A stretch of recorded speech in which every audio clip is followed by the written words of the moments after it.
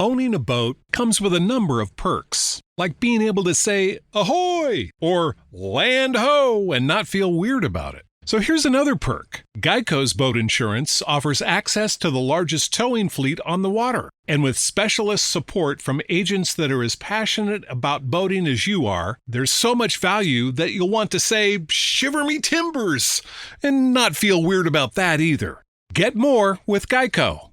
With so many options, why choose Arizona State University? For me, the only online option was ASU because of the quality. Their faculty was really involved with their students and care about your personal journey. The dedication to my personal development from my professors, that's been extremely valuable to me. Earn your degree from the nation's most innovative university. Online. That's a degree better. Explore more than 300 undergraduate, graduate, and certificate programs at asuonline.asu.edu. All right, everybody. Welcome to Wheelbearings, episode 99. This episode is going to be a little bit different from the usual format because we're a little more split up geographically than we usually are. Rebecca, tell us where you are.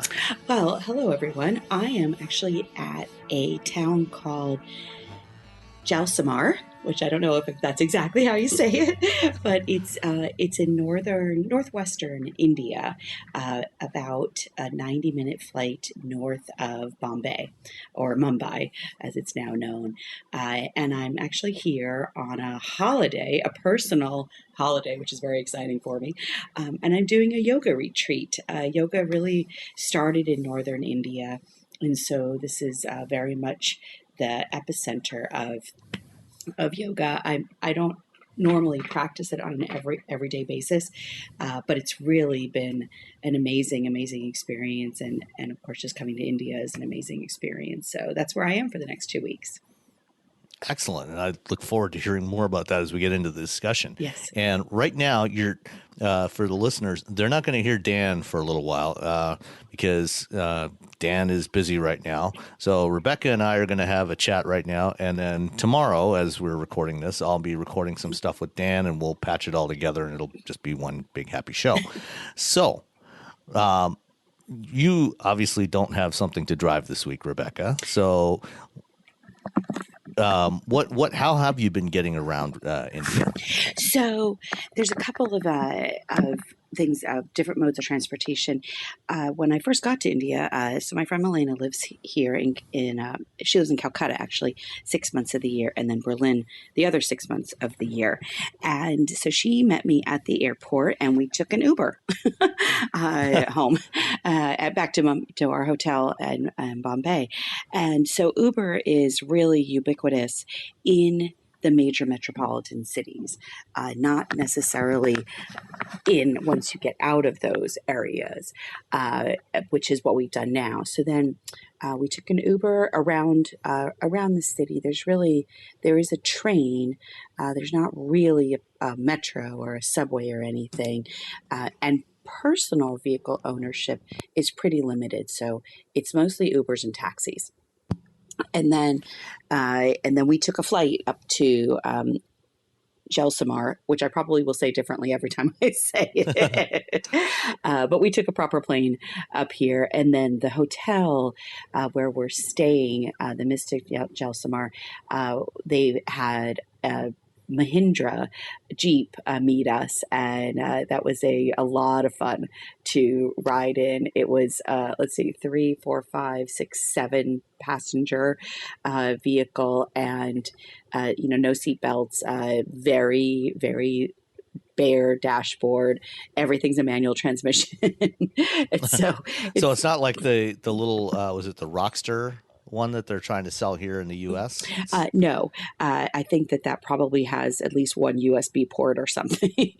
This has no such luxuries, but it's tons of fun though. I mean, it's really, so the fleet that I've noticed here. First of all the cars are impeccably maintained in terms of washing them daily. It is expected, especially in the cities, that you wash your car daily. However, at any given moment, you can have a fender bender. And so we actually saw at one intersection, we saw one guy hit two cars at once, both while he was Excellent. backing out from the car that he had hit the front end of, and proceeded to back into a second car. So that was a fun experience. But I'm curious to see how autonomous vehicles would fit into that kind of environment when they still have to coexist with human-driven vehicles. I promise you, autonomous vehicles are not coming to any part of India anytime soon. And there's such a contrast between the city and this. It's not even a suburb. It's just in a whole nother city of 1 million people, where I am now in Jalsamar. And, as pictures have shown, there's cows everywhere. There's quite a few stray dogs. I've only seen one cat so far, and that was in a house. And it's just chaotic. I mean, there's motorbikes everywhere, but everyone knows what they're doing. It's so it looks chaotic to my eye.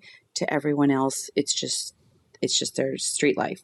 But people, cows, bikes, and cars, and these autos, which are these 3-wheel, almost tuk-tuk kind of things that can carry upwards of 7 or 8 people, sometimes more. They're everywhere. Depends how many, as well. how high you stack them up. It does. It depends on, and of course, a family of 5 on a bike is a pretty common scene as well. So, the idea that the world is going to go autonomous just isn't really realistic.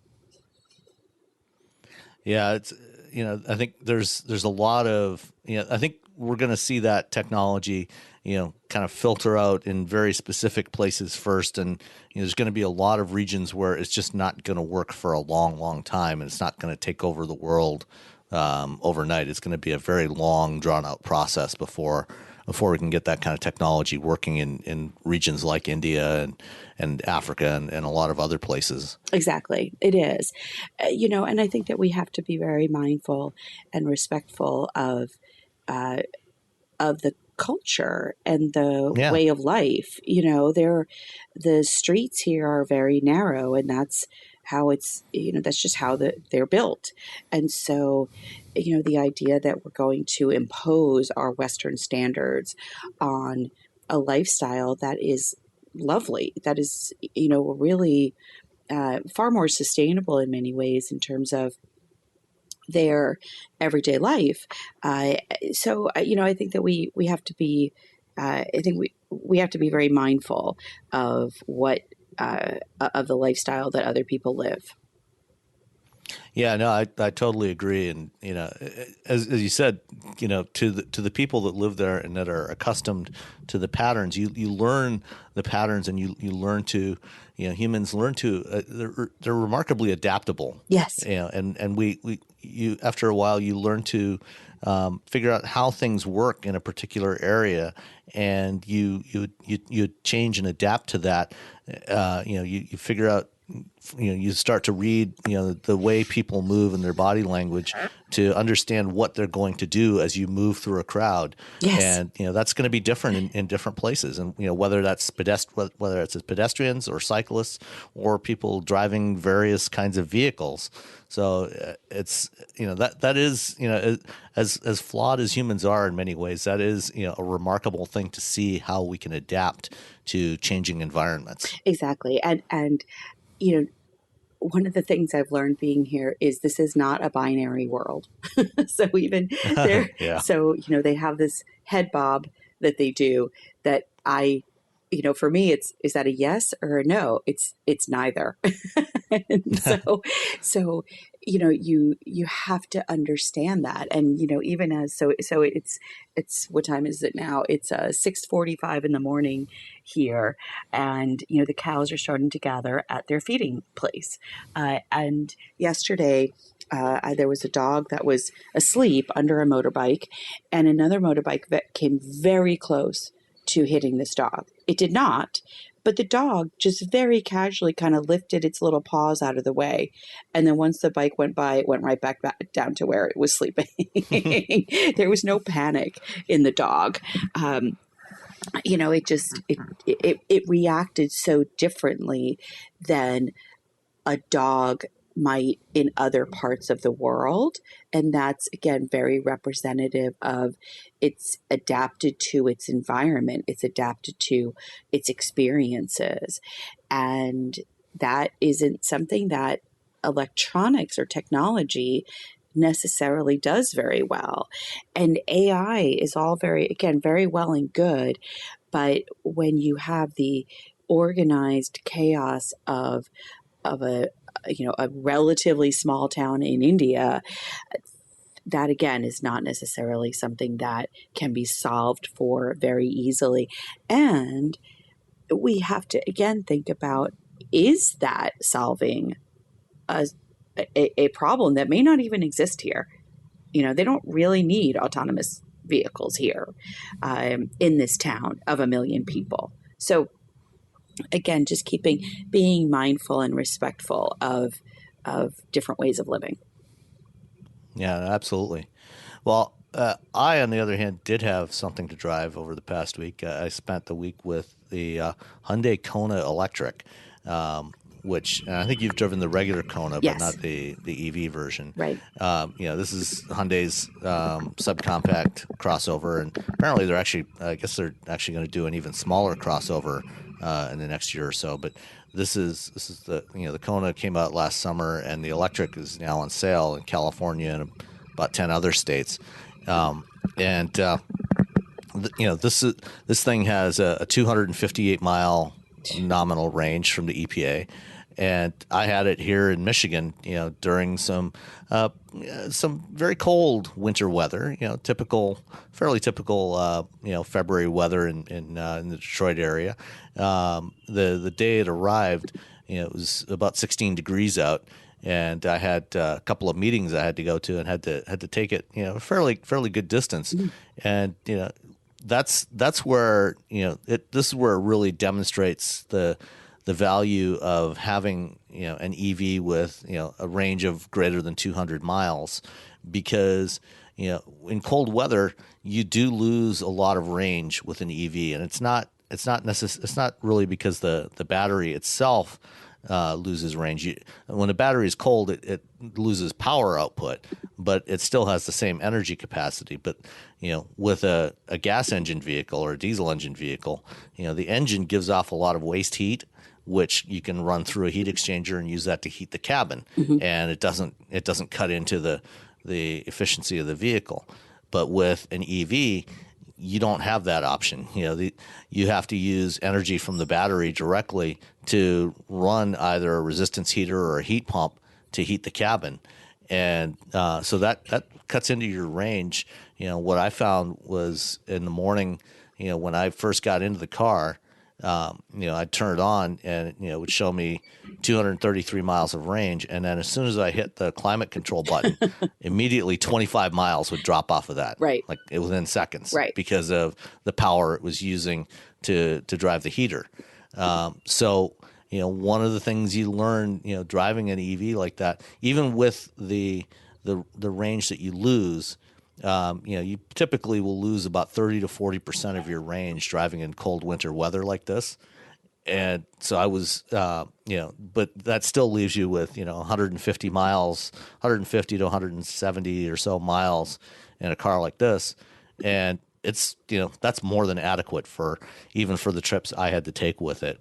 So that worked out fine. I didn't really have any issues with range anxiety or anything like that. It was plenty to get me through a day.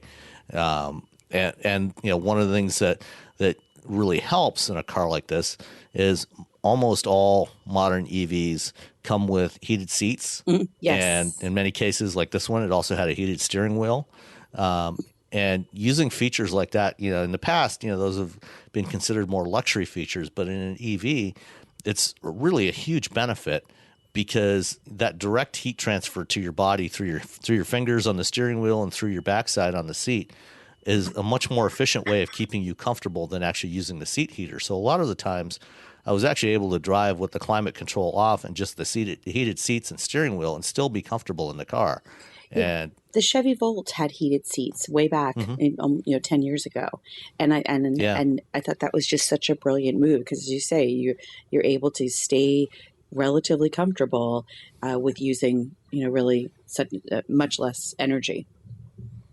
Yeah, the other thing that most EVs like the Kona will allow you to do is program, when in the settings in the car, you can program when you want to leave in the morning, and if you leave the car plugged in overnight, it will automatically turn on the cabin heat, while it's still plugged in, and preheat the car, to 68, whatever temperature you set, in advance of the time that you want to leave. So if you want to leave at 8 o'clock, at say 7 o'clock, it'll start turning on the heater and warm up the cabin because it takes a lot less energy to keep the temperature constant than it does to heat it up from cold. Sure. So if you do it while the car's still plugged in, you're not using any juice from the battery, and it's a much more efficient way to go. But the nice thing about the Kona electric, it's actually probably the most fun variant of the Kona to drive.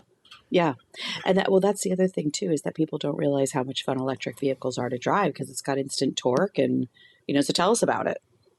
Yeah. Oh, off the line, it just scoots right off the line. It's 0 to 60 is about 6.5 seconds, which is plenty quick for a vehicle like this, really for any vehicle. And, it accelerates really quickly. And, because all of, the most of the weight from, all the weight from the battery is down low in the car, it's actually got a lower center of gravity than the conventional Kona. But it doesn't lose any interior volume. You still have the same pretty much the same amount of cargo space. The cargo floor is a couple of inches higher than in the regular Kona, but you still have about 25 cubic feet in the back behind the seat.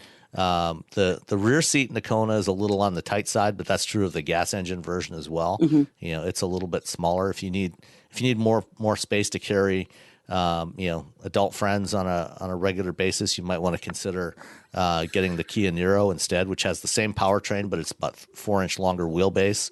But it handles really well, even on low rolling resistance tires that they put onto most EVs, and it's just a lot of fun to drive. Yeah, that's awesome. And I love the shape of it too. I think it looks really nice. It's, one of the things I've noticed about electric vehicles is that they're starting to get away from the weird, Yeah. and just become more mainstream. And that's what I think they need to really do to expand the appeal, because obviously, we continue to be at about 3% of traditional hybrid sales, 1% of electric vehicle sales, just over that mark.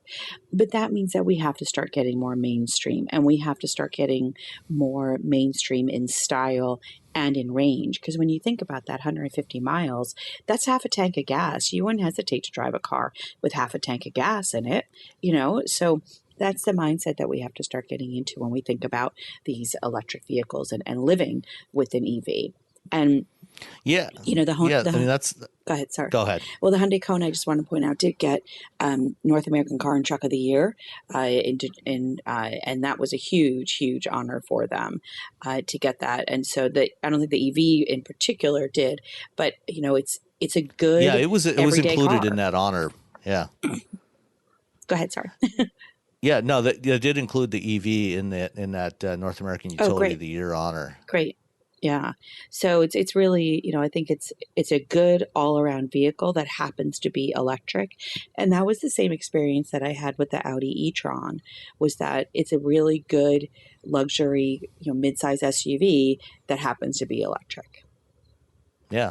And that's, this is the thing that, in my role as an analyst that I've been telling people for several years now, is that, as they start to use up the tax credits and the tax incentives for buying an EV start to phase out, these vehicles are going to have to be competitive on their own merits, as a vehicle. And also, as you go, even without that, as you go beyond the early adopter crowd that have been most of the EV buyers up till now, and you try to break into the mainstream, most American consumers, as don't necessarily care specifically about being all that environmentally friendly with their cars. They want a car that meets their needs, their needs as a vehicle.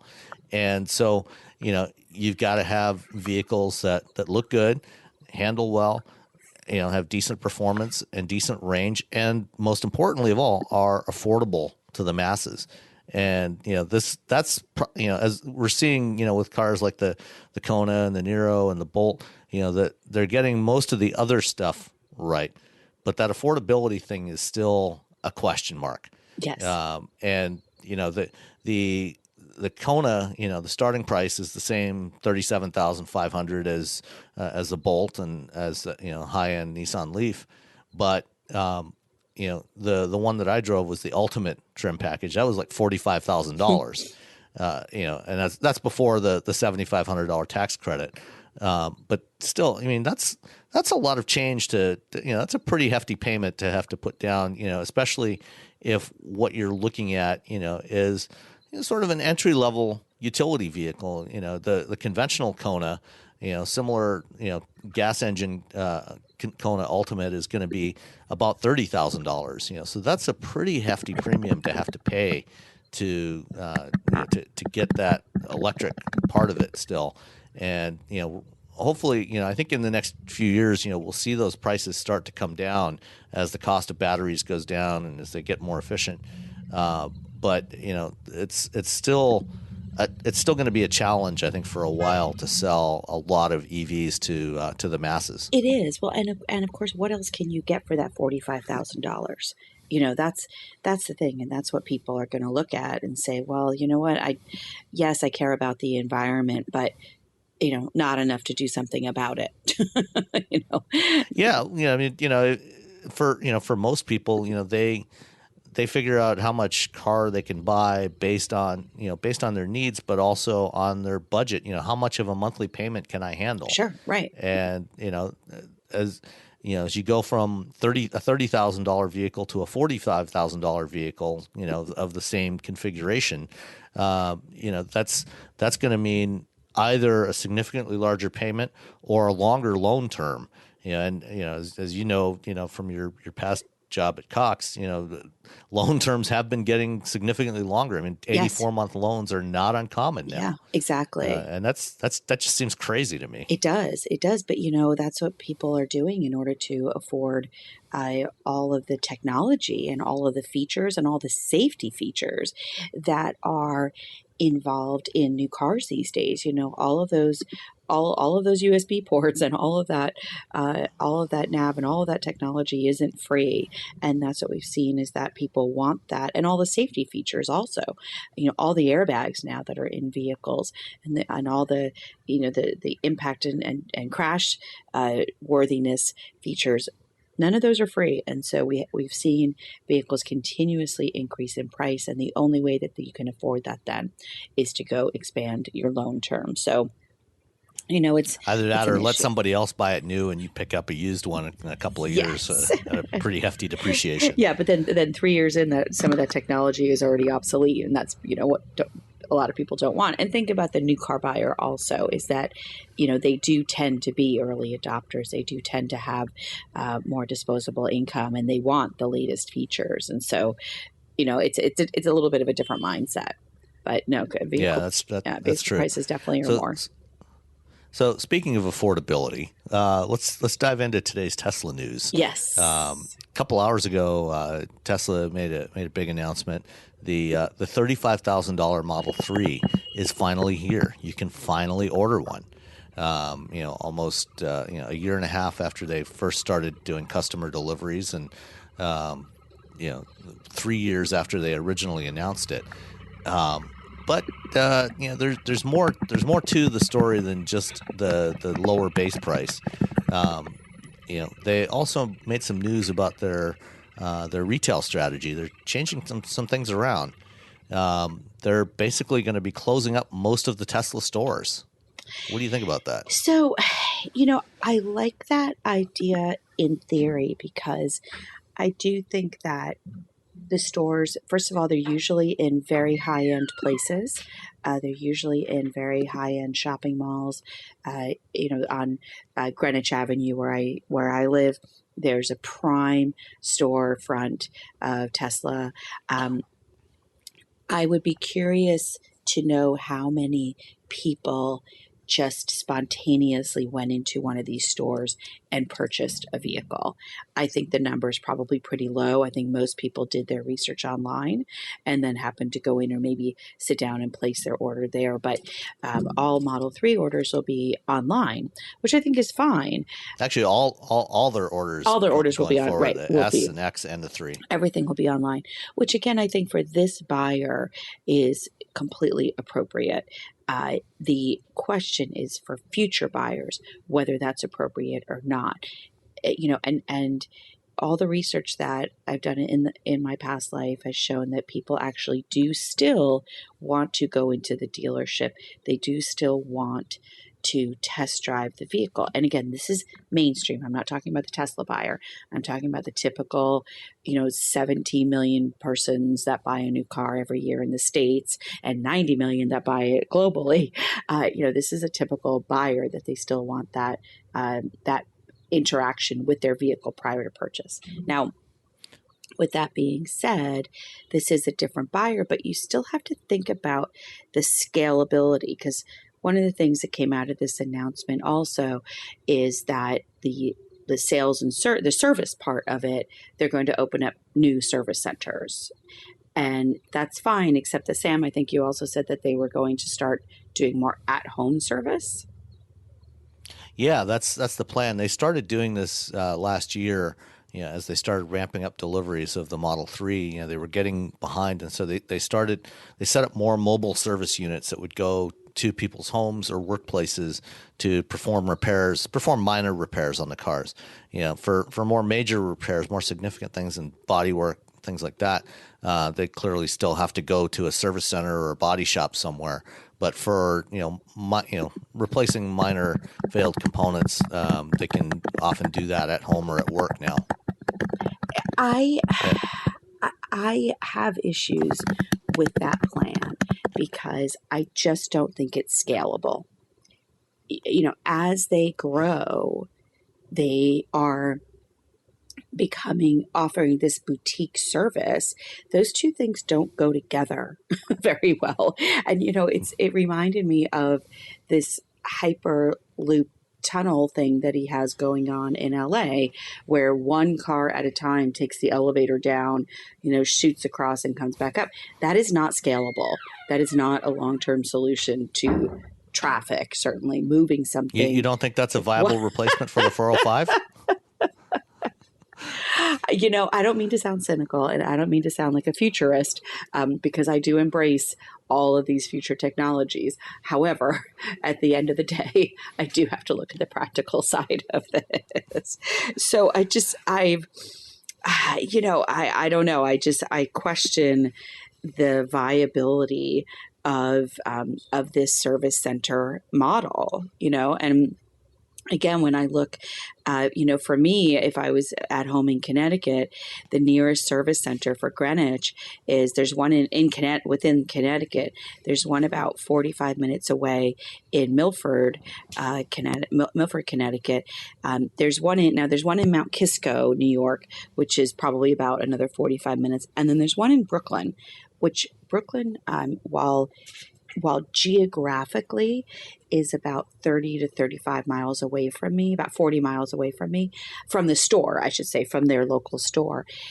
It takes anywhere from 2 to 3 hours to get there, and it's almost round the clock. And I'll give you an example of how elusive getting to Brooklyn is. There was a manufacturer that was having a holiday party, and they said it's at 6 o'clock in Brooklyn. And I said, it would be faster for me to fly to Detroit and go to your one out there door to door, it would be faster. So I'm not coming. Yeah. So unless you want to fly me out to Detroit, because that's a lot less waste of time for me. So Yeah. Well, for Tesla, as you mentioned, a lot of their stores are in, high end retail locations, areas of, very high real estate costs. And, operating a dealership, whether it's a franchise dealership or, something like a Tesla store, is an expensive proposition. You need staff, but, the real estate is very expensive. And, yes. They will undoubtedly save a lot of money by making this change. At least, nominally, in the short term, they will, how well it'll work out in the long term, if they continue to scale up production and deliveries, how that's going to work, when you try to scale that up remains to be seen. And, there's still unanswered questions, about, there's a lot of states where Tesla still can't sell vehicles because of the state franchise laws. Sure. For example, Michigan. Right. So if somebody in Michigan wants to buy a Tesla, they either have to drive to Chicago or go to Cleveland. Those are the two nearest Tesla stores. Right. In order. So even if they do, and for the past more than a year now, the actual sales process, the process of doing the paperwork, what you would normally, when you go to a normal dealer or any other dealer, and you buy a car, whether you're doing a loan or paying in cash, you go into the F&I office, sit down with the guy, sit through his sales spiel, for all the extended warranties and everything, and then you sign off all your paperwork, and then you get the keys to the car. With Tesla, since they started delivering the Model 3, all of that's been done online, so which means that you have to pay up front. You have to do the wire transfer, or pay by credit card, or however you're going to do it online. Do all that paperwork online, which is fine. Right. That's actually a more convenient way to do it. Sure. And then you go to the store and pick up the car. But if you're in Michigan and there's no store in Cleveland or Chicago now, it's not clear if they are actually going to be able to deliver the car to customers in Michigan. Or, will somebody in Detroit have to drive to Toledo and meet them in a mall parking lot to pick up the car? We don't know how that's going to work. And by the way, there are no service centers in Michigan either. Yes, that's true too. Now, there's 3 in Ohio. There's Cincinnati, Cleveland, and Columbus. And I don't think those are around the corner. So again, when you think, no. And then also, there's the training of the technicians. As they expand, are they going to get enough technicians that will stay with the company long enough, that will be trained and stay in those positions long enough? But I think service is just one of the biggest challenges. Even when I'm looking at in Boston, where Dan lives, or in Massachusetts where Dan lives, there's 2 service centers. There's one in Boston and there's one in Dedham, Massachusetts, which is kind of on the southern south of Boston. Neither of those would be anywhere close to where Dan would be able to get the car serviced. And there's not even one in New Hampshire that he could go across state lines and get it serviced. So these wait times and talking about this. Oh, and my other favorite is Hawaii. There's one service center in all of Hawaii, in Honolulu. And I bring up Hawaii specifically, actually, because they are quite interested in electric vehicles. So when I'm looking at these states where there's interest, and, Hawaii gas is incredibly expensive. And so, again, to have one service center right now in Hawaii, until you build up these service centers, which is not something that happens overnight, what are you going to do? Without these other, how are you going to get your car serviced? Yeah, it's not like you can drive from Maui to Honolulu. Yeah. Exactly.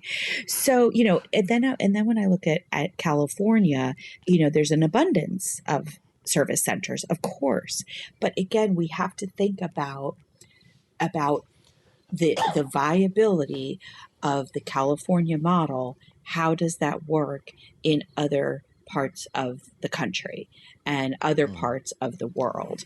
And so often technology is so California's focused that it just, we just have to be more cognizant of this when we're talking about some of these mobility solutions. But this is the other challenge that Tesla is facing is competition.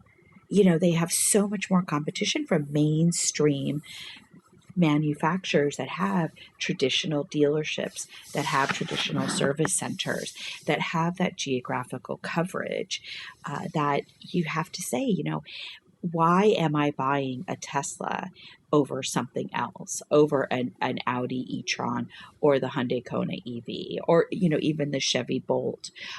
Why would I buy a Tesla instead? So it's not just about this price point. It's not just about a $35,000 vehicle. It's about how many people are willing to, how many mainstream people are willing to put up with living with the Tesla model of ownership. Yeah, and also, despite the fact that there is now a $35,000 Model 3 available, one of the most popular options for the Model 3 and for other Teslas has it actually gotten at least technically more expensive than it was yesterday by about $3,000 because Tesla has changed around the packaging for their autopilot option. So up until yesterday, ever since they launched the hardware version 2 of autopilot back in 2016, they have had they offered enhanced autopilot as a $5,000 option, and then in addition to that, you could pay an extra $3,000 for the full self-driving feature, which of course is not actually being enabled up until now. And last fall, they actually stopped offering full self-driving. They stopped taking orders for full self-driving because it wasn't actually available. But now, as of today, actually going back to yesterday, with an enhanced autopilot, you had some of the functions that were available in there were the new navigate on autopilot feature that gave you basically on-ramp to off-ramp semi self-driving capability. Okay. And also the summon feature that let you stand outside your garage and pull the car out, and the auto park feature. Those were all part of enhanced autopilot, which was a $5,000 option yesterday. Today, enhanced autopilot no longer exists. They have a base autopilot package, which is $3,000. And what you get in that is adaptive cruise control and the lane centering feature. And then if you want any of the other stuff, the full self-driving package is back. And they've moved all those functions, the navigate on autopilot, summon, and the auto park into the full self-driving package, which is $5,000. Wow. So now if you want the same functionality that cost you $5,000 yesterday, it's now going to be $8,000. Wow. So the base price of the car went down, but the price of all that functionality went up by $3,000. Well, and the thing is that the lane centering, those are pretty basic driver assist systems that are available in everybody. I mean, so those are standard in a lot of cars. So yeah, I mean, they're standard on the Honda Civic and the Honda Accord and the Toyota Camry and the Corolla and a lot of other cars now. Right, that aren't $35,000 and up. So wow, that's really, yeah. I just, I want Tesla to succeed in that. I think Elon Musk, we need people like Elon Musk in the industry to push us forward, right? We need that. But the viability of some of this for a mainstream buyer just continues to be a big challenge, I think, for this company.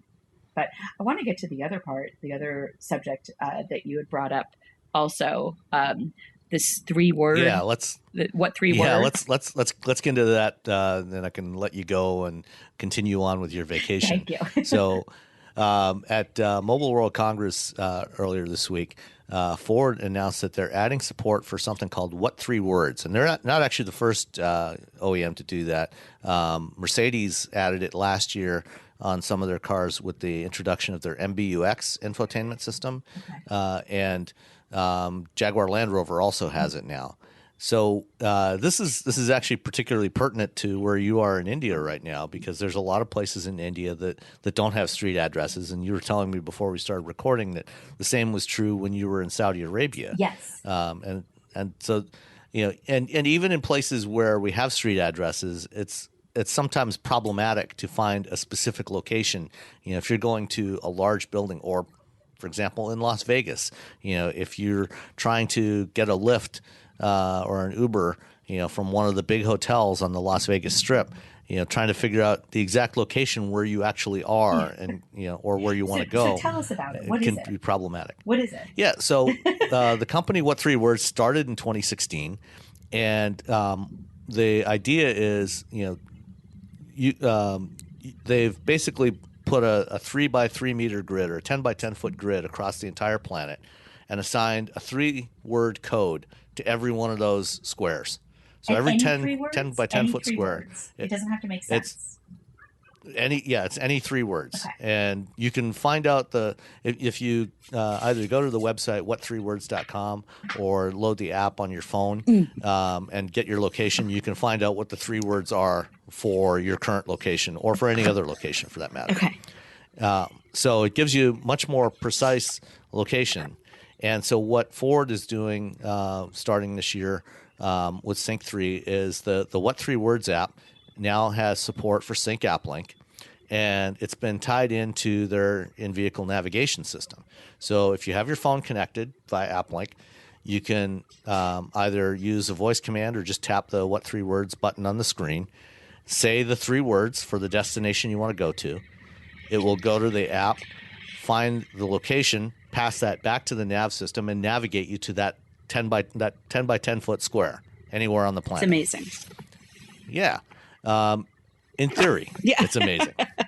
We'll see how it actually works in execution, because the problem with assigning, a string of 3 words to 3 random words to any square on the planet is that you won't necessarily know what the 3 words are off the top of your head. Right. So, right now you can go into the app, you can put in an address or just navigate around the map, and, zoom in on the place you want to go to, find that specific square for the door that you want to be dropped off at or go to. And, it'll show you what the 3 words are, and you just say those, and then the nav system will take you there. But how are you actually? It's not clear yet how that's actually going to work in the car, and I haven't tried it on a Mercedes yet either to see how it works in there. So I'm not quite sure. If you don't know the 3 words, is it going to show you a map that you can zoom in on and get the 3 words? I don't know. Well, I would think. I mean, when you think about it, it reminds me of a word version of an area code, or the first 3 digits of your phone number or something. Right. So it's kind of just, it's translating that. The other challenge, of course, is language. Now on the app, they do say that they've started to add downloadable language packs. One of the things, again, in India here is that it's very much a mix of Hindi, a little bit of English thrown in, and other tribal languages. And so it's all kind I think there's over 100 official languages in India, aren't there? Yes, yeah, it's amazing. Most people speak Hindi, but even there, like I don't know the word for thank you yet, because everyone just says thank you in English, and so or you give the random head bob, but. So I think that this is something this is a technology that I think that we might be able to kind of grow into, adapt to, and start to understand. So I just put in my address and I got my 3 words. It's demand evenly Haven, which is kind of interesting. I don't know why. Those are the words that came up. But I'm going to try and do where I am in India also. I don't know if it'll download fast enough, but I think this is really interesting for those places that don't have addresses. And again, as kind of the theme that we've been talking about, we have to respect cultural differences. And like, as I told you earlier, my address in Saudi Arabia was Airport Road, Gate 12, across from Princess Nora University. Yeah, and if we incorporate something like what three words, for example, into ride hailing apps like Uber or Lyft or Ola in India. Ola is a big provider in India. For places that don't have an address, if you can just give the, if you can look up the three words for the location you want to go to and tell that to the driver and they can put it in their navigation system, that can take you directly to where you want to go. So it is, I think it is a really good approach, and in a way, it's kind of a replacement for, doing latitude and longitude, Yes. which is the other option. Right. The problem with latitude and longitude, is that every degree is roughly about 70 miles. Yeah. So to get the equivalent precision, in coordinates of latitude and longitude, you're going to have, like an 8-digit number for the latitude and another 8-digit number for the longitude, with 6 decimal places. Right. And so, that's not really a very practical solution for humans. It's fine for computers, but it's not a good human interface for that sort of thing. So something like what three words, I think has a lot of potential, and it's just how you implement it, how you execute it in the vehicle to make it workable. Yeah, well, and I think it's, so I was just able to, it's first of all, the website's amazing. It's super fast. So the address, I don't think our hotel actually has an address. I don't know, but I think it's, just the general location. But the three words for the hotel came up: strangest capper respecter. Now I'm going to try this in the desert because we're going out to the desert tonight. So I'll be interested to see how that works. But I do think that, it's a great way to translate those coordinates into something that is more human friendly than an 8-digit code, because most people can barely remember, their phone number nowadays. So I think it's a really fantastic, at least attempt to, potential solution to that geocentric kind of the necessary level of coordinates that a vehicle needs. I mean, it solves a lot of problems, actually. Again, it doesn't necessarily work, I don't know, on the autonomous level, but it certainly saves a lot of challenges to getting everything mapped from a where am I, Uber or shared ride kind of, or ride hailing sort of service area. So it's very, very cool. I think it's absolutely fascinating, and I can't wait to try it in a vehicle, as you say. Yeah, and that should be available quite soon with an update to Sync in Ford vehicles. And any Ford vehicle that has Sync 3 in it should have that support. And Mercedes is increasing the availability of their MBUX system this year as well. They launched it last year on the new A-Class, and I think the new GLE and GLC have it now, and several other models are getting it, and they all have what three words embedded in there. And so I think we'll be seeing a lot more of this from other manufacturers over the next couple of years. Yeah. So now one thing that's interesting is online on my laptop, I'm getting different words than on my phone, which is right next to me. It might be the location that the laptop is getting, which is probably coming off the Wi-Fi in your hotel, whereas they're both connected to the same hotel. They're both connected to the same Wi-Fi. Right, but your phone is probably using the GPS and getting a slightly different position. Okay. Than the network position. Yeah, that's very interesting. You can go in the map and manually move around. Yeah, I and see pick that. a specific square. It's really cool. I mean, it's really yeah, it is. It's a neat idea. It is. It's a great idea. So that's really, really cool. All right. Well, with that, I'm going to let you get back to your vacation, okay, Rebecca. Thank you. And have a great time. Enjoy yourself. Thank you. And we'll maybe talk next week. Maybe not. We'll see what's going on. Yes. So next week I'll actually be in Calcutta. So I can Okay. give you a little. We're going to Jodhpur on Sunday, flying through New Delhi, and then over to Calcutta. And if anyone wants to follow my adventures, not to specifically self promote, but I will be. I'm posting Oh, stuff. go ahead and self-promote.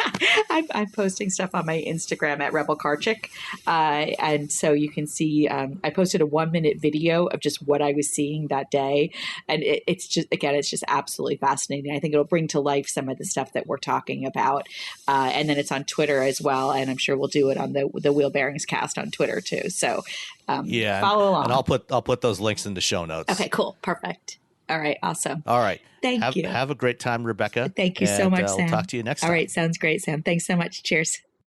Welcome back. This is part 2. So Sam, sounds like Rebecca's having a pretty good time in India. Oh yeah, she's definitely having a great time there. I want to hear all about. I think today, as we're recording this, before we were recording this, she was off doing some camel riding. I was going to say, I want to know if she gets a chance to drive a tuk-tuk, right? That's what they. She didn't. She didn't drive one, but she did ride in one. Okay, that's probably actually less terrifying than trying to drive one. We're trying to drive anything in India, I think. Yeah. I'll stick to driving over here in the States. I thought it was funny. I forget which sort of firm looked at this, but in Worcester, Mass, there's this intersection. It's not good. It's called Kelly Square, and they apparently decided that it's the worst intersection in the U.S. And I'm looking at that and I'm going, I've been through Kelly Square hundreds of times. Like it's bad, but it's not that bad. You just can't be timid. So, but I'll stick with that. I think that's the case in India too. You can't be timid. Yeah, and I get behind enough timid drivers where I'm tempted to flash the high beams, and I'm like, nah, I don't want to die today. Today is not the day. So anyway, speaking of driving, you covered the Kona EV with Rebecca. Yep. That's a super interesting car to me, and it's an interesting competitor for the $35,000 Tesla that we're going to talk about, because that just happened.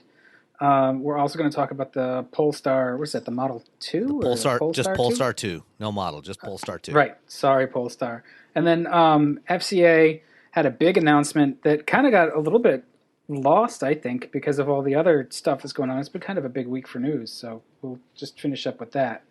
But I this week have been driving a 2019 Volkswagen Golf SE, and it just kind of reiterates all the reasons why the Golf is great. You had either a Hyundai or a Kia that we talked. Was it the Forte that we were talking about last? Yeah. That's a great car, but the Golf has, we were talking about the E-Class in the same kind of way, where it just has that sort of gravitas that it goes down the road with, and the Golf still does that. And so every time I drive a Golf, I like it quite a bit. It just does that. It feels more premium than it is. Yeah, and that's something that there's something about the way they do build Volkswagens that gives them that feel.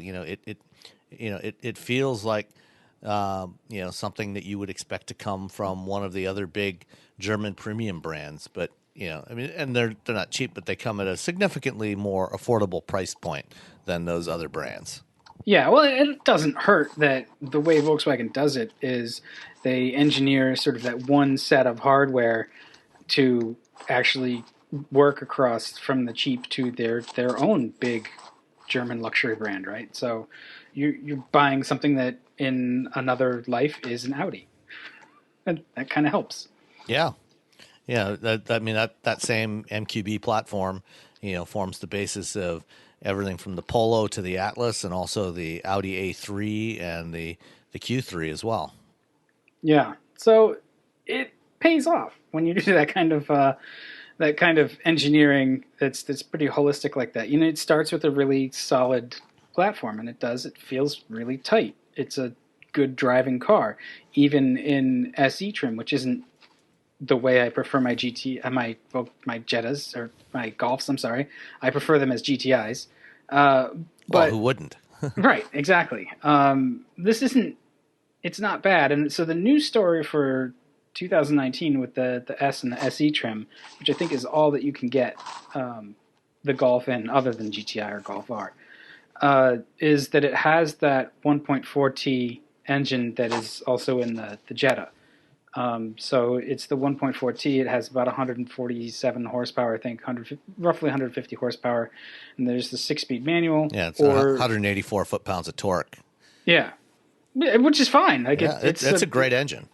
It is. It actually feels a lot stronger than its size would have you believe. Thank you, turbocharging. But I think what's impressive about it is the way they have it tuned to have the power come on. There's not really any turbo lag or anything, so it feels like a larger engine. It feels like a 2-liter, and I think that's kind of the point.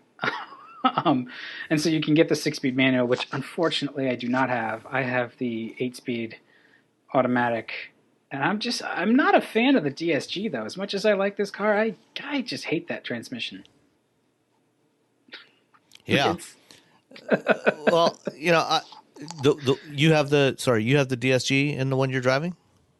Yeah, well, I mean, if it's the automatic, if that's what their 8-speed automatic, if that's the DSG, no, that's not. It's not. That's a conventional automatic. It's not a really? DSG. Yeah. Oh God, it sucks. It's a planetary gear automatic. It's not good.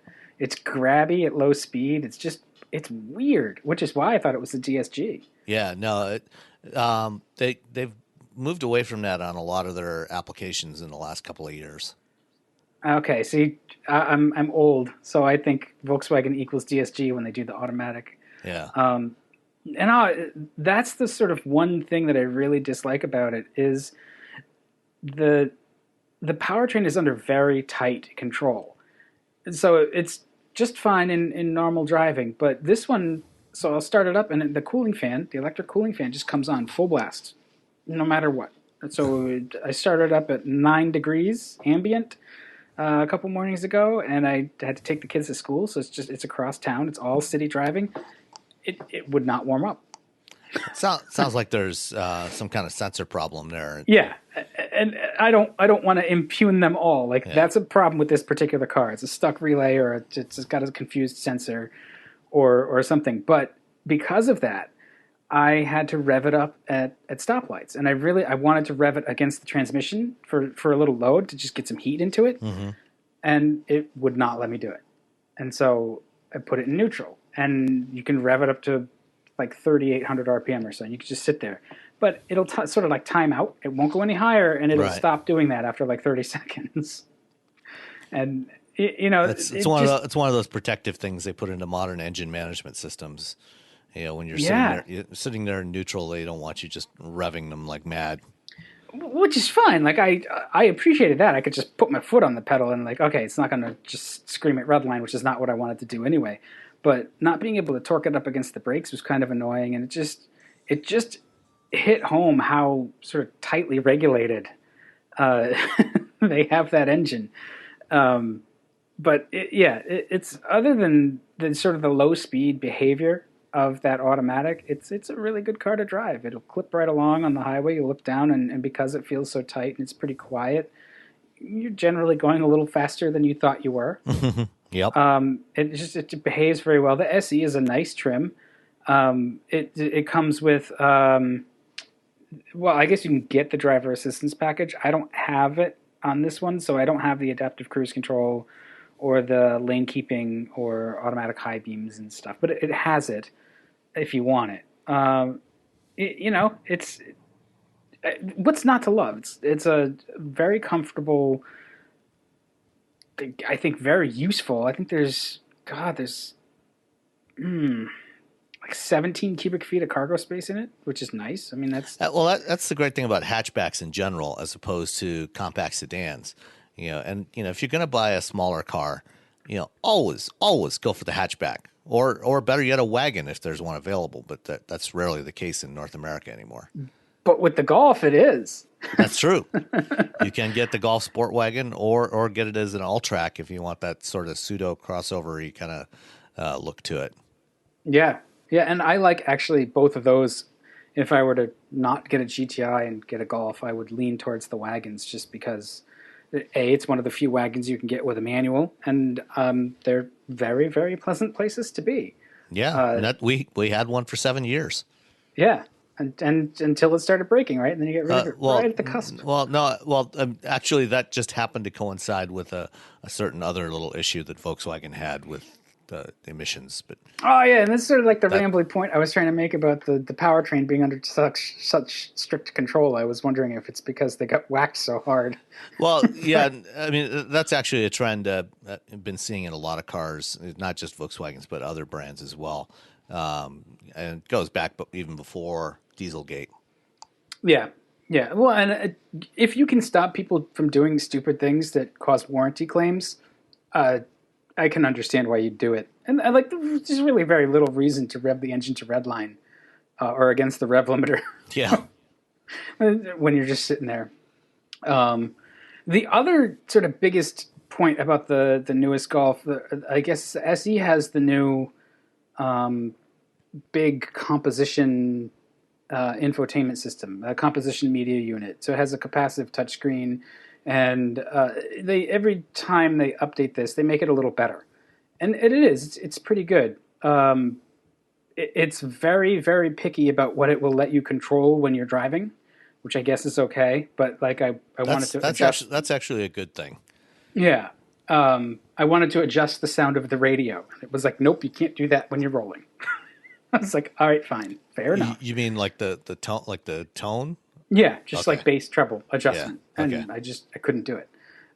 That's not normal. Like it's normal that you have to stop and pair the phone, but yeah. I mean that does seem like it may be going a wee bit too far. Well, they're nothing if not earnest. Yeah. No, it's a really good little system. I like it quite a bit. It doesn't have nav in it, but it has App Connect.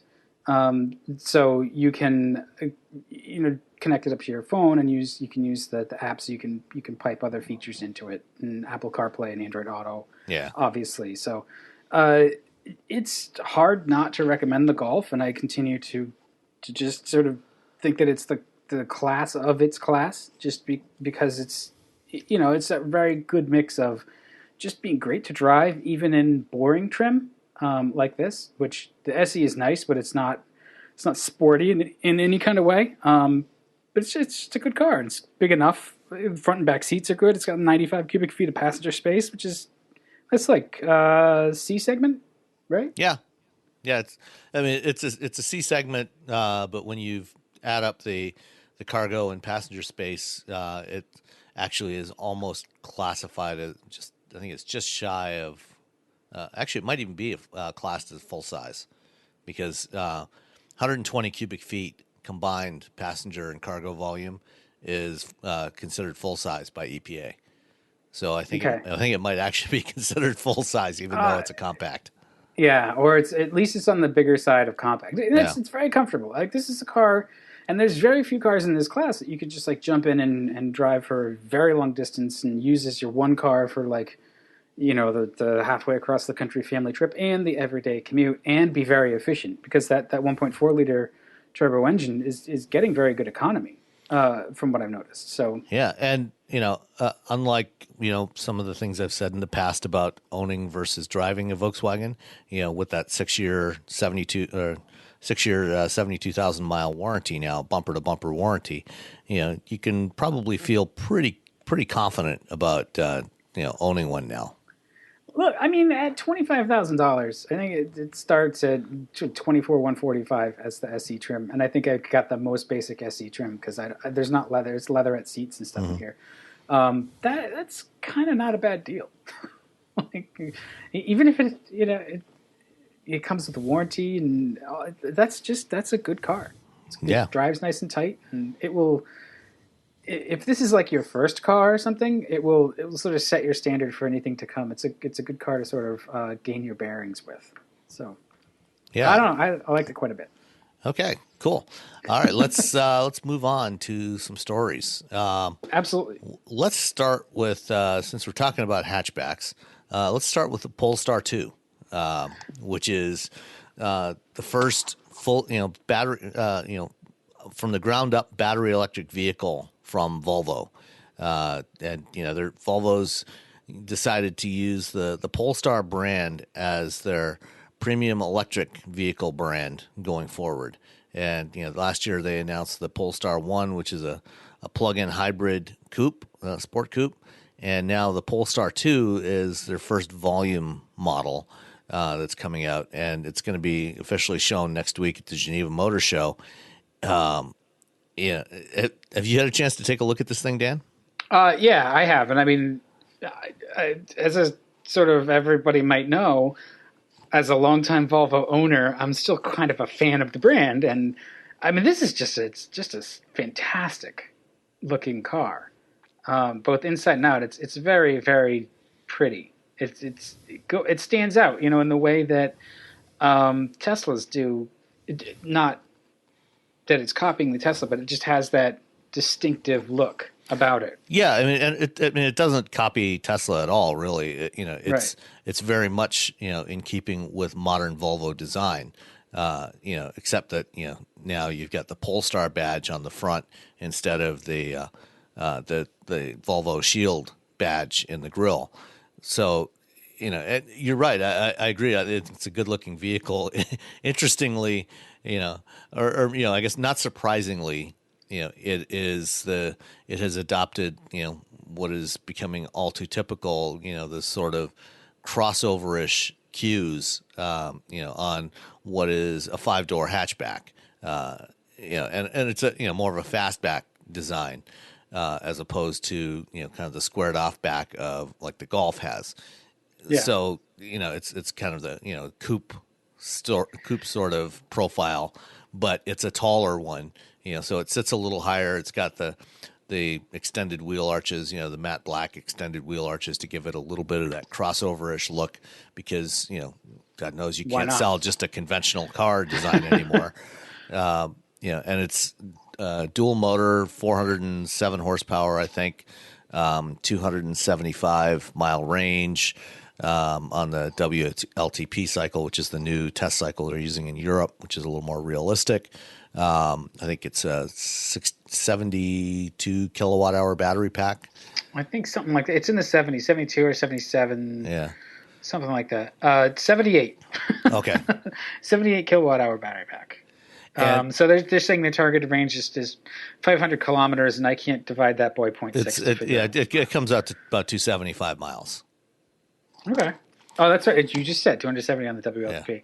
Yeah, I mean, looking at there's a photo gallery of it here, and there's this one profile shot. It does have this very muscular sort of hulking stance from the rear 3/4. It's got a bit of AMC spirit in it, which is, to me, that's not a bad thing. Yeah, I mean, if anything, that probably the car that it's most like in a lot of respects is the Jaguar I-Pace. Yeah, I got to see really sort of poke and prod one of those just recently. That is an impressive car, the I-Pace. When you start to just look at it and see how carefully designed it was, I was really surprised by it. And if the the Polestar is done with the same level of care, I think we're starting to see these new electric lines from established automakers really start to hit their stride. Yeah, I think I'll be very curious to drive this thing, when it comes out next year. One of the other interesting features of this is it's going to be the first model to get Volvo's new infotainment system, which is built on Android Automotive. And I think we talked about it a little bit a few weeks back. There's you can actually try it out. You can sample what it's like. There's a progressive web app that you can get. So basically, there's a URL, a web link you can go to, and install it on your phone, and basically just kind of play around in the interface to get an idea what the interface is like. And it's quite a bit different from Census. When we first heard about it, they said that it was going to basically be the Census interface, but it's actually quite different. And I think it's going to take a little getting used to. But we'll see how well it works. Unfortunately, it is still all touchscrin. Actually, you know what? Maybe it's not. I think it actually does. It does have a rotary controller. But it depends on what's in that rotary control, what's controllable with that rotary controller. Everybody's going to sort of find their best balance between what works and what doesn't. What I like about what I see is that they've made it more visual in the sense that it can convey information with a glance. Like the one screen they have here is the charge screen. So you can look at that very quickly and see, okay, you've got the sort of overhead shot of the car and you've got this bar. And so it's orange to display what level of capacity is still in the battery. Like that's the kind of thing that you need to be doing if you're going to such a touchscreen environment, is you need to still be able to make it easy to convey that information. And the touch targets are larger from what I can see. And it depends on how that works throughout the rest of the interface. So I'll have to actually grab the app and play with it a little bit to see what I actually think about it. But I mean, Volvo has had to defend Sensus enough already that I think they know where the pain points are. Yeah, absolutely. And, the other thing about this is because it's built on Android Automotive, it will actually have, built-in support for Google Play services. And, you'll be able to download apps directly into the system. So, things like Google Maps, you won't have to it'll have support for Android Auto and Apple CarPlay, so you can use those, but you won't actually have to use Maps through Android Auto. You can use the Google Maps app directly on the system. So even without having your phone connected to it, it'll still work that way. Yeah, and the other thing that I noted was it's on the CMA platform, right? So compact modular architecture. Sort of, yeah. I mean, it's a heavily modified version of that. It's so it's not the same as the XC40. Yeah. Yeah, but my assumption is the corners are pretty similar, but the middle is different. Right. Everything between the axles is different. Yeah. Oh, you got to find you got to fit the battery in there somehow. But I guess if the XC40 can be sort of any kind of indication of how it might behave, that's pretty good. I liked the XC40 quite a bit. I thought it drove very well. Yeah, and it'll have support for 150 kilowatt charging, so it'll charge up pretty fast. Faster than most of the other EVs that are out there today. And, because Polestar, I find it interesting that Volvo felt the need to go electric with Polestar and make Polestar this sort of tertiary premium electric brand for Volvo. Like, why couldn't they just make it Volvo? Well, they're going to do that with, they're going to have electric versions of the Volvo brand vehicles as well. And I think all of them will be available as EVs, by 2025. And starting next year, one of the other things they're announcing at Geneva, or actually that they just announced, but they're going to show at Geneva, is an updated version of their engine with a 48-volt mild hybrid system on it. So, and they're also upgrading their plug-in hybrids. So everything will be electrified from Volvo from next year onwards. And I think they wanted to have something, a little more set apart. I think this is supposed to be a little more performance oriented than the Volvo brand, which is kind of more luxury focused, I guess. Yeah, it just, to me, I'm not going to argue one way or another. I just want the thing here, but it's weird that they're going through this effort, and they're now also taking on the challenge of establishing Polestar. And Polestar is known as the sort of Volvo performance tuner that went in-house, but they're only known by the small group of Volvo performance enthusiasts, really. Like, so Polestar is going to be like one of those things they're going to have to establish, which I guess that's fine. And the performance credibility is still going to be there. They've got a performance pack for the suspension and stuff. You get Öhlins dampers and Brembo brakes and stuff. So I'm sure it will deliver the goods. Especially with electric motors, it's kind of hard not to deliver good performance. But it's just a curious decision to me. I'd like to know more about the rationale. Yeah, I'm sure we'll get a chance to talk to the Volvo folks at the New York Auto Show, and hopefully get a little more information from them then. Yeah, yeah. I mean, it's a lovely car though, and Volvo design is just killing it. And it's not. I guess Polestar has their own designer too, right? Their own head of design. So they're going to be different than just sort of like Volvo family resemblance stuff. I don't know. I'm not sure how I'm trying to express it. Yeah, yeah. I don't know. I don't know how much Polestar is going to diverge from Volvo from a design perspective. Yeah, I mean, I'm sure that the family traits are going to be there, but I think they have their own director of design, I guess is what I was getting at. So Yeah.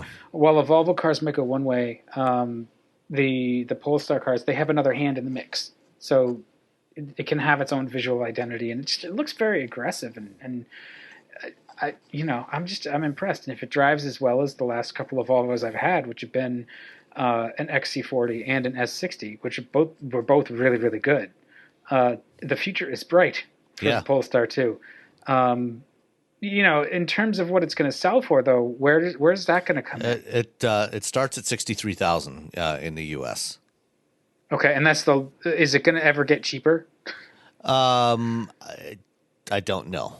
I mean, they could potentially offer a single motor version at some point, or maybe a version with a smaller battery, but I doubt it. This is probably about as cheap as it's going to get. Okay. Well, I mean, that's not ridiculous given what you'd pay for. Yeah, I mean, it's cheaper than an I-Pace, cheaper than an Audi e-tron. And, given the brand, that you're talking about here. And that's the thing, I think, we'll probably see an electric version of the XC40, for example, that will be cheaper than this. And, we'll see other stuff from Volvo that will probably undercut this, with an electric powertrain. Yeah, well, also there's going to be tax credits, right? Volvo certainly hasn't gone through any. That's true. Tax Yeah, credits. they haven't sold that many of their plug-in hybrids, so they've still got the tax credits for a while at least. Right, and it's sort of a natural competitor is that Tesla Model 3. So yeah, I mean it's pricier. It's definitely pricier. It's pricier than a Model 3. But it's smaller than an S. Yeah, on the other hand, it also looks more premium than the Model 3. Especially the interior. Yeah. Well, that's not hard to do. But I'm sorry. All right. Well, as long as we're there, let's talk a little bit about Tesla. I shared my thoughts with Rebecca earlier. They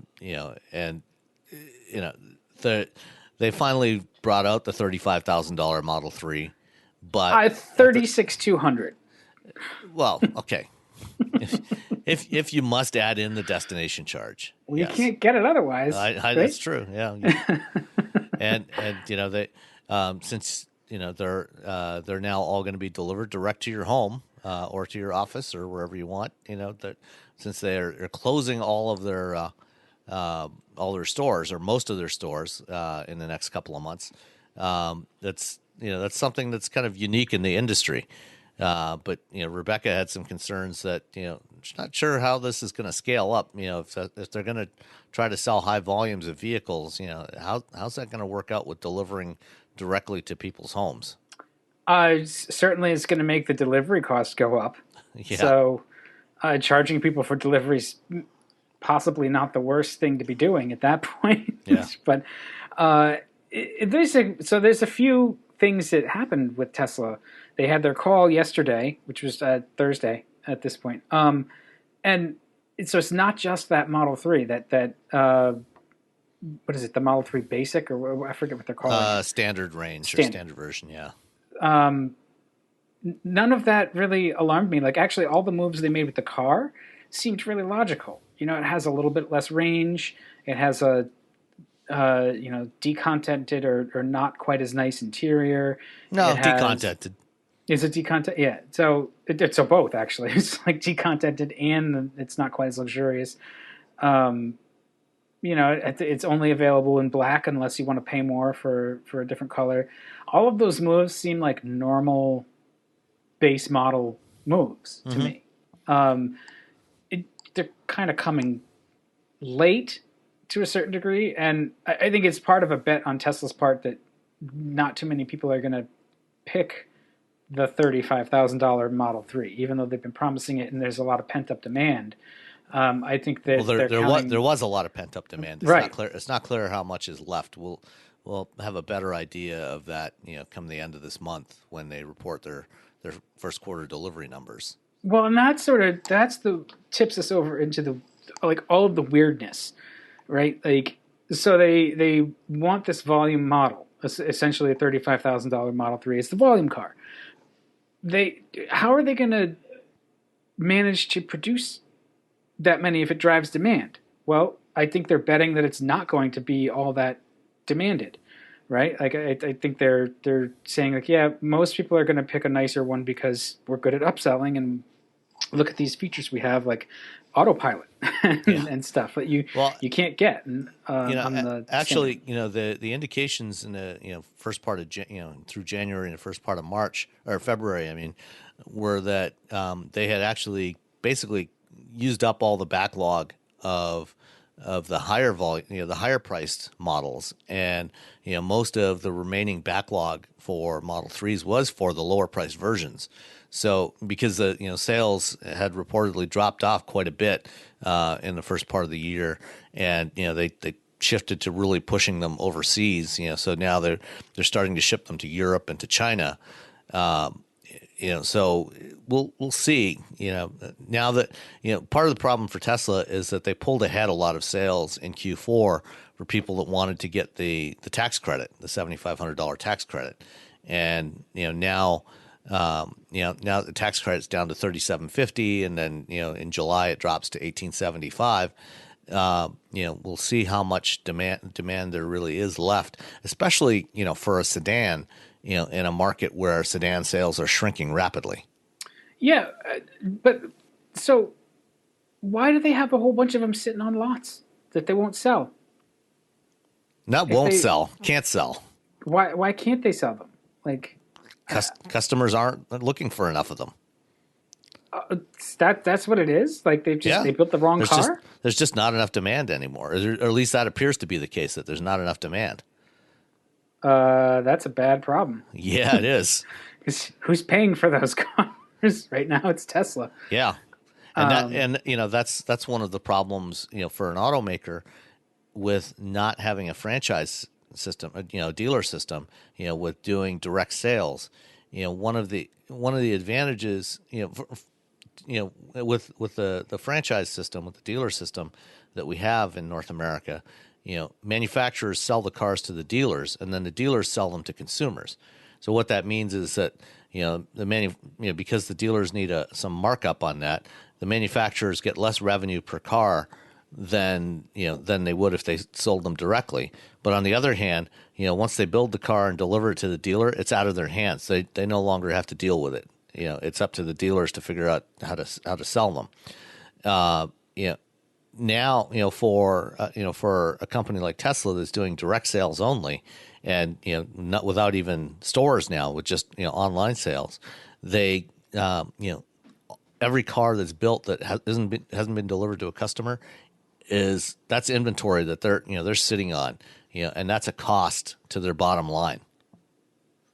Yeah, and the local dealers help you out too. They know the market, so they know which ones to order, like what cars to build. Sort of for that region, so you get the model mix more right. You don't have a bunch of cars you can't sell because they're not the ones that people are buying. That kind of thing. Sort of. They do wind up with days of inventory. Even the larger manufacturers do, but it seems like there's enough of a system figured out where that gets smoothed out a little bit better. So, that whole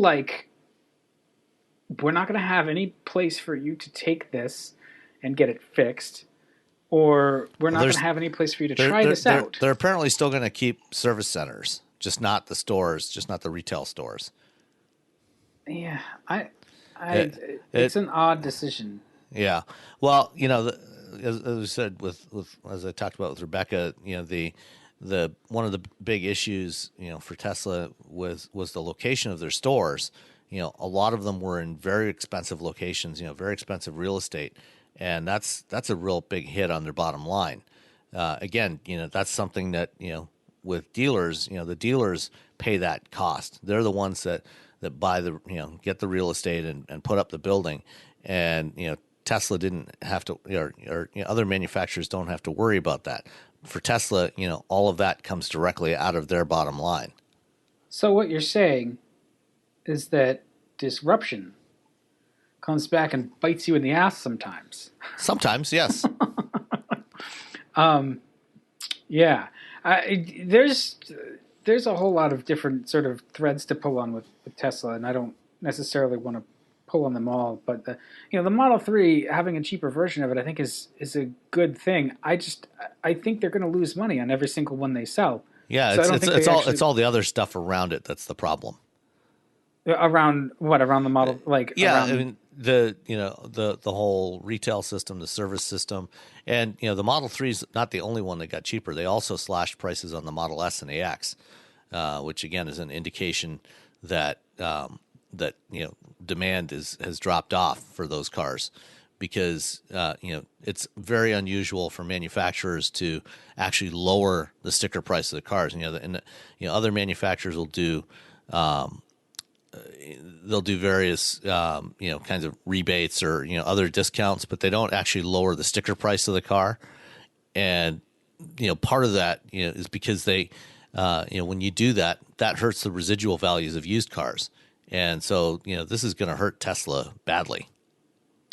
Well, without dealers, I guess they're the ones that are on the hook for the used cars too, right? Yep. Like, how does that work? Well, a lot of them they send to auction. They sell some of them directly, or they sell, send them to auction, and so other used car dealers can buy them at auction and sell them.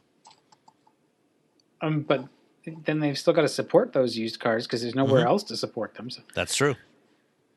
Yeah, well, it's complicated. Interesting. Seems like it's like self-inflicted wounds to a certain degree. A lot of it is, yeah. As I tweeted the other day, a lot of people talk about other EVs, being Tesla killers. I think the only real Tesla killer is Elon Musk himself. Yeah, and I don't want to. I don't want to hate on them right now. I really want Tesla to succeed, and so it's a little frustrating to just watch and say, like, the things that you did to just be contrarian against the industry. Like, look, those big car brands that have been around for 100 years, they have some of this stuff figured out, and you should probably pay attention to what they're doing. A lot of these mistakes have been made before. Yeah, and a lot of those companies are not here. Yep. For the very same reasons.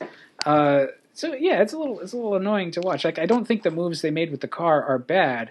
I just don't think that they're, where they needed to take the cost out was not where they could take the cost out. So now that you're going to have these sort of standard Model 3s that, somebody's going to see that, right? And that's going to set their perception of the brand. And so if it's only black and it has a crappy black interior, and you go, well, this is a Tesla, I thought it was supposed to be nice, they're not going to necessarily walk away all that impressed. The best place to take cost out is at the stuff you can't see. And that's, again, from the Sandy Munro teardowns, like, that's what's killing them on the 3. That's an expensive car to build. Yep. All right, let's move on to the last story. Fiat Chrysler. Yeah, so... I think that they had a big announcement that got a little lost, but they're going to make a big investment in Detroit and add thousands of jobs to build a bunch of Jeeps and Rams. And, I'm a little nervous about that, but it's a good day for Detroit when there's a new plant going in. Yeah, so, it's not really a new plant, but they're retooling a couple of plants. So the Mack Avenue plant in Detroit right now is an engine plant, and it currently builds Pentastar V6s and also used to build the 4.7 liter V8, which they discontinued a couple of years ago.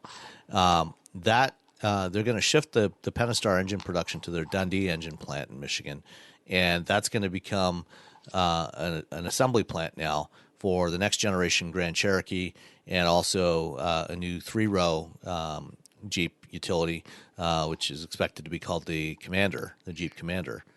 And then in addition to that, they are also upgrading the Jefferson North plant where they currently build the Grand Cherokee and the That's where Durango. mine came from. Yeah. Yeah.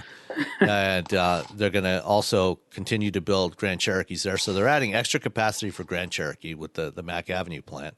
And they're going to continue building Durango there.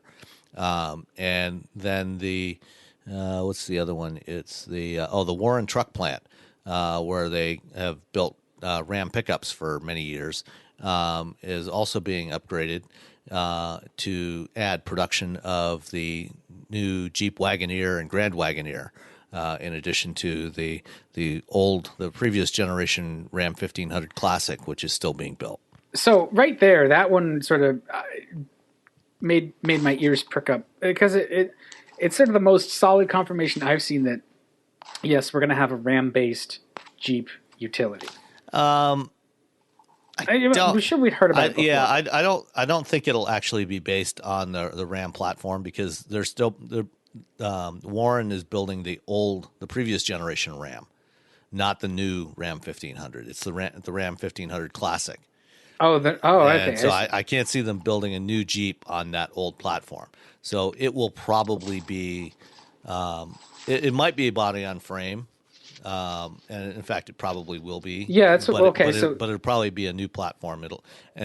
It'll probably be based on the new generation Ram.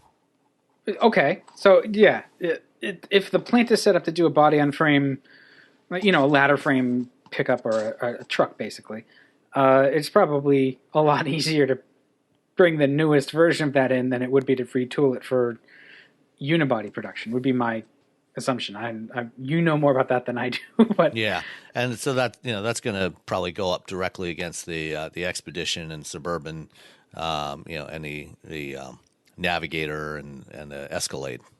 So I mean that to me that's very exciting because I like Jeeps and I like those large utilities, and to have a Jeep version of a large utility I think is a really smart move. Yep. It goes against the sort of Jeep brand in some ways, but honestly, they'll sell them. Yeah, and it will be great. Right, and following up, on what they announced last June at their Capital Markets Day, about their electrification plans.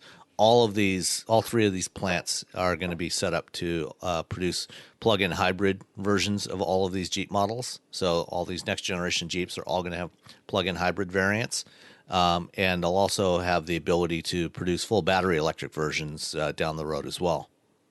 Yeah, that's a lot of news from FCA. Like that right there, that's a very big undertaking. And so it's like $4.5 billion to do all of that stuff. Yeah. Right? Or is that 4.5 just for the? Yeah, no, it's total. It's 4.5 total for the 3 assembly plants, plus that also includes some expansion at the Sterling Heights stamping plant and the Warren stamping plant, to add capacity there for those new vehicles, and also for the move of the Pentastar line from Mack Avenue to the Dundee engine plant.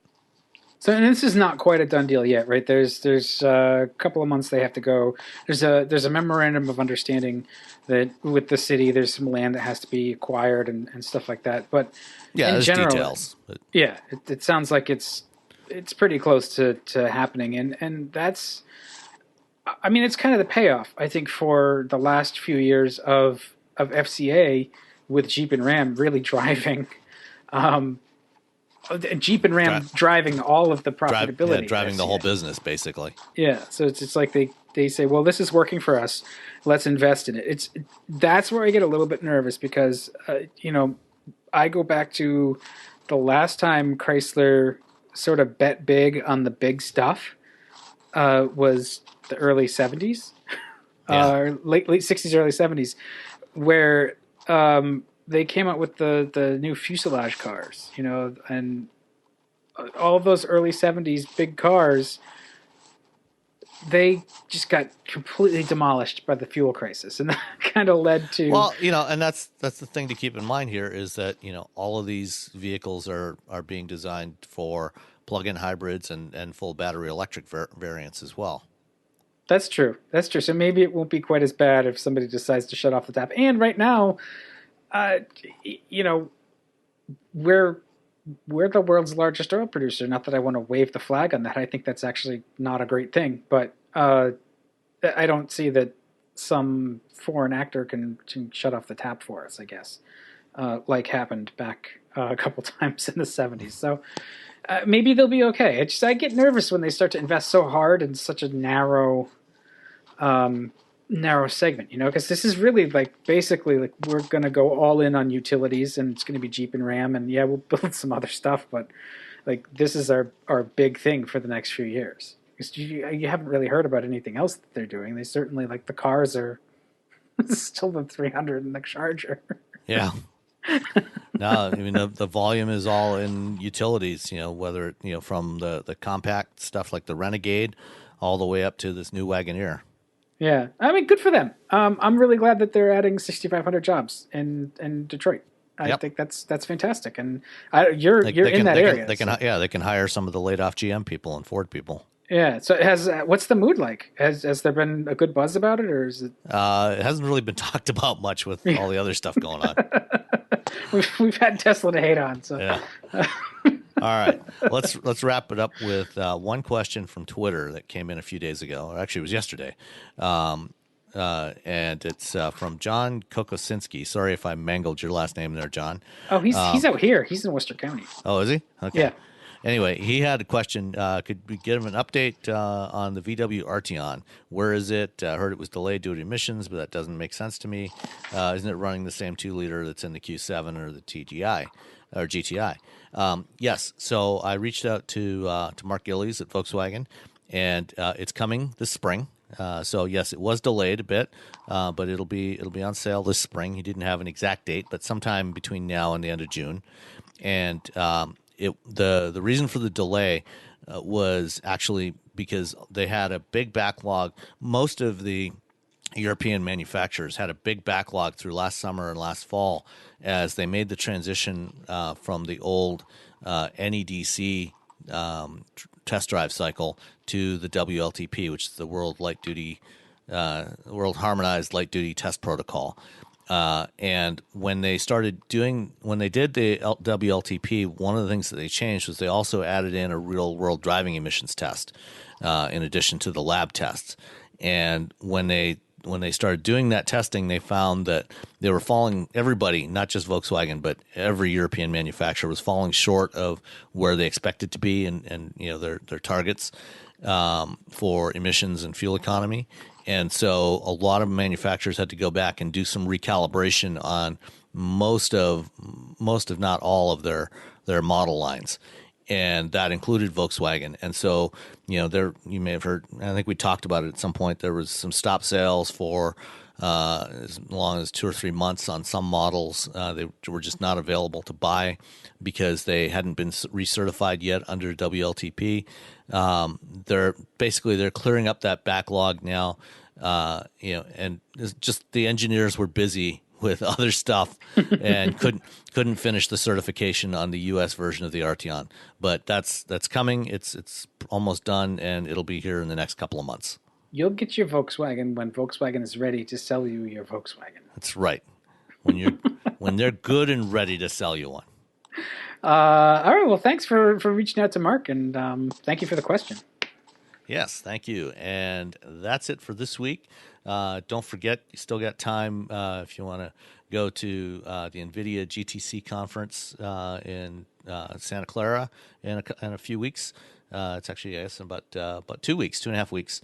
And there's a discount code for 20% off registration. That's in the show notes. It's at MCX Navigant is the discount code. Make sure you if you don't mind, giving us a rating on iTunes or Apple Podcasts or wherever. Tell all your friends about Wheelbearings.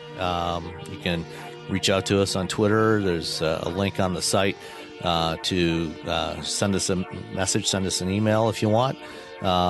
Anything else? No, I think that's it. Thanks for listening. Let us know. You can hit us up if you need to ask any questions or give any feedback. But otherwise, we'll see you guys next time. for episode 100. Is it already 100? Excellent. Yeah, this is 99. Nice. All right. Well, All right. We'll have to do so. We'll have to get party horns or something. All right. Excellent. You can add those in post. Yeah. All right. Bye.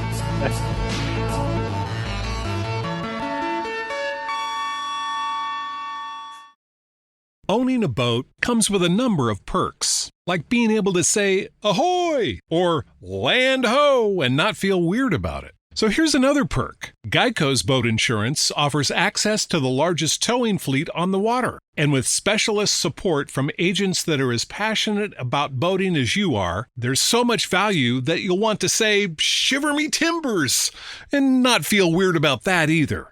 Get more with Geico.